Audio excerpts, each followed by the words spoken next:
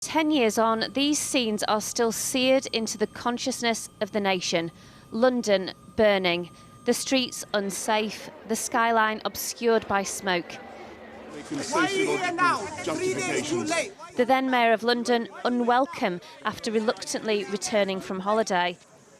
Sparked by the shooting of Mark Duggan by police in Tottenham, protests became confrontations with police that descended into days of rioting, looting and violence across the city and then across the country, with unrest springing up in other places: Birmingham, Bristol, Manchester and Liverpool. A report in the aftermath asked why so many young people had participated in the destruction and found that deprivation and discrimination at the hands of the police had left them with no hope, feeling that they had nothing to lose. Classford Sterling was in Haringey during the riots and has spent decades working within the community. I think anger is still there. I think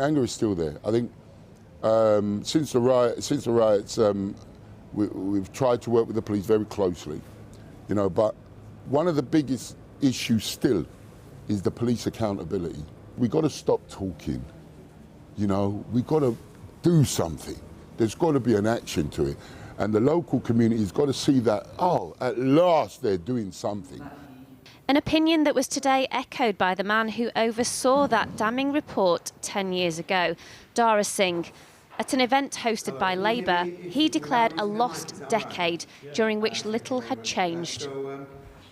The government say they've invested $12 billion in councils since the start of the pandemic and are committed to ensuring local people are at the heart of decision-making.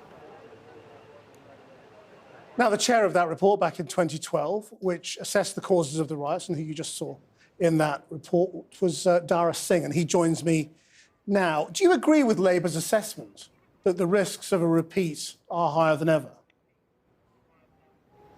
Well, what I said today actually was that we needed to take a balanced approach to what happened with the 63 recommendations we made in our report back in 2012. A number of them have been implemented by governments since we published our report, but the overarching conditions in which some of the most marginalised in society still live still remain challenging.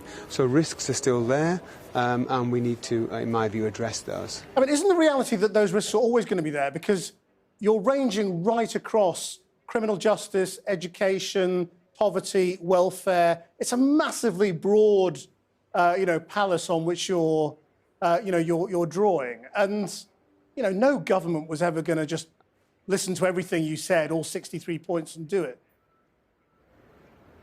No, that's absolutely right. I mean, myself and the other panel members, care deeply about the work that we were doing, and of course we would have wanted all our recommendations to be accepted and taken forward.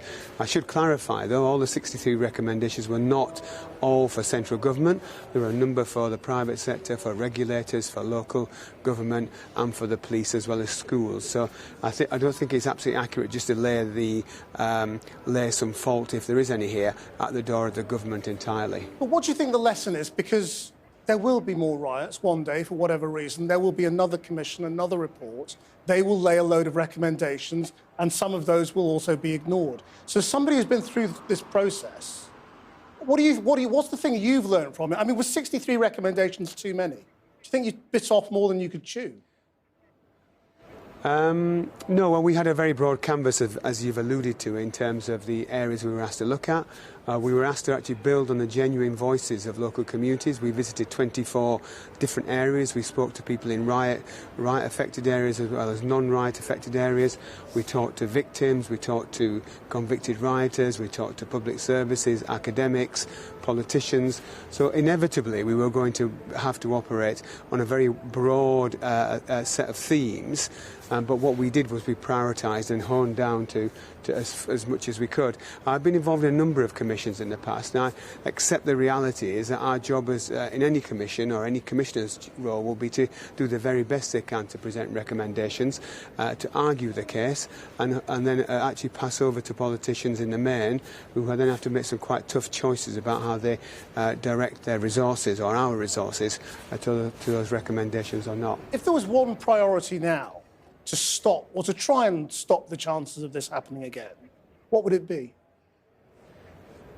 Well, for me, I think actually as we come out of the pandemic and the government builds, and others actually build our recovery and I would hope our renewal plan, the one big priority for me is to really focus on improving the opportunities and life chances for young people. Before we got into the pandemic, the cohort of individuals that we were most concerned about were very much marginalised.